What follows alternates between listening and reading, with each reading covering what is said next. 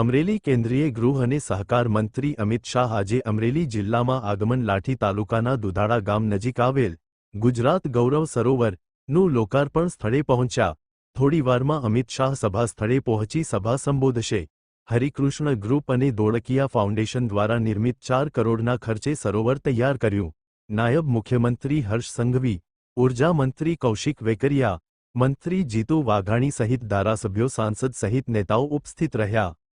આજે આમ તો વિશ્વમાં બહુ સારી વાત છે કે વિશ્વ સરોવર દિવસ છે અને પાણીનું શું મહત્વ છે એ અમિત શાહ સાહેબના આવવાથી આપણા બધા સૌરાષ્ટ્રના માટે એક મેસેજ છે કે આટલો બધો વ્યસ્ત સમયમાંથી સરોવરને મોટિવેટ કરવા, લોકોને મોટિવેટ કરવા, પાણીની સિરિયસ બતાવવા, સ્પેશિયલ આપને સૌને જોયા એમ આવ્યા એમનો ફેમિલી સમયમાંથી સમય કાઢીને આ રક્ષાબંધનના આગલા દિવસે હોય છે અમદાવાદમાં અને આજે પધાર્યા।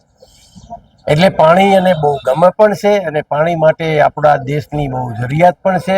આપણે ગામ ગામમાં અને ઘરે ઘરે ને સીમે સીમનું પાણી સીમમાં કેવી રીતે રોકી શકીએ એ મેસેજ છે। પોતે વ્યક્તિગત ઇન્ટરેસ્ટ લેતા હતા પ્લાન્ટેશનમાં બી કે તમે 500 વર્ષ, 400 વર્ષ, 200 વર્ષ ચાલે એવા પીપળા અને વડના પણ ઝાડ વાવો। આ બધા મેસેજ માટે અને ખાસ આવ્યા હતા અને આપણા સૌના માટે, અમરેલી જિલ્લા માટે, અમારે હેતની હવેલી માટે, ધોળકિયા ફાઉન્ડેશન માટે, ગુજરાત માટે બહુ ગૌરવનો દિવસ છે આજે। ગુજરાત ગૌરવ સરોવર અને